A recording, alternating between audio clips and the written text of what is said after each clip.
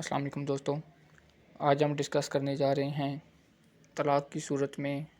ہر جانا، جو کہ مابین فریقین بوقت نکاح نامے میں ایک شرط لکھی جاتی ہے کہ اگر خامند اپنی بیوی کو طلاق دے گا تو اتنی رقم بدلے میں بطور ہر جانا یا بطور جرمانہ ادا کرے گا، یا مکان جو ہے ایون وہ بھی لکھا جاتا ہے، بعض اوقات زیورات لکھے جاتے ہیں کہ اتنے تولے زیور ادا کرے گا۔ تو ایسی کیا شرط کی کوئی قانونی ویلیو ہے یا نہیں؟ تو آج ہم یہ ڈسکس کریں گے، اور اس ویڈیو کے آخر میں آپ سے ایک لیٹسٹ جو آنریبل ہائی کورٹ کی ججمنٹ ہے، لاہور ہائی کورٹ کی، وہ شیئر کروں گا، جس میں کہ بہت ہی زبردست طریقے کے ساتھ اس معاملے کو زیر غور لایا گیا ہے۔ تو سب سے پہلے ہمیں یہ جاننا ہوگا کہ طلاق جو ہے اس کا رائٹ کون سے قانون میں دیا گیا ہے۔ تو مسلم فیملی لا آرڈیننس کی دفعہ 7 جو ہے، سیکشن 7، یہ ڈیل کرتا ہے طلاق کو۔ اس کے علاوہ مسلم پرسنل لا سیکشن 105، اس میں طلاق کو ڈیفائن کیا گیا ہے، اور ان دونوں قوانین میں کہیں پر بھی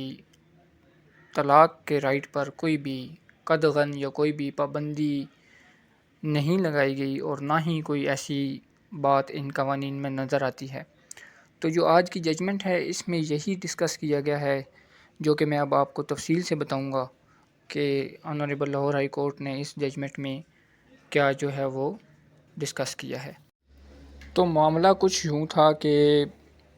مابین فریقین جو ہے وہ نکاح نامے میں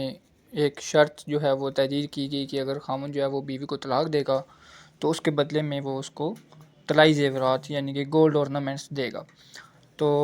خامن نے جو ہے وہ طلاق دے دی اور بیوی نے کیس دائر کر دیا تو ریکوری کا۔ اب اس میں خامن نے جو ہے وہ اپنے جواب دعویٰ کے ساتھ ایک درخواست زیر آرڈر 7 رول 11 CPC کی لگائی کہ یہ مقدمہ خارج کیا جائے، کیونکہ یہ مقدمہ نہیں بنتا اور اسلامک رائٹ ہے طلاق، اس پہ کوئی پابندی نہیں لگائی جا سکتی، تو اس مقدمہ کو شروع میں ہی خارج کیا جائے۔ تو وہ درخواست جو ہے وہ ٹرائل کورٹ جو ہے فیملی کورٹ بیسک، اس نے خارج کر دی۔ پھر خامن نے اس کے اگینسٹ اپیل دائر کی، اور اپیل بھی جو ہے وہ خارج ہو گئی۔ اب اس نے ان دونوں فیصلہ جات کے خلاف لاہور ہائی کورٹ میں رٹ دائر کی، اور آنریبل لاہور ہائی کورٹ نے وہ رٹ منظور کرتے ہوئے اس اپلیکیشن کو بھی منظور کیا، اور مقدمہ جو بیوی کا ہے وہ خارج کر دیا، اور مرد کے طلاق کے حق پر لگائی گئی ہر پابندی کو غیر قانونی قرار دیا۔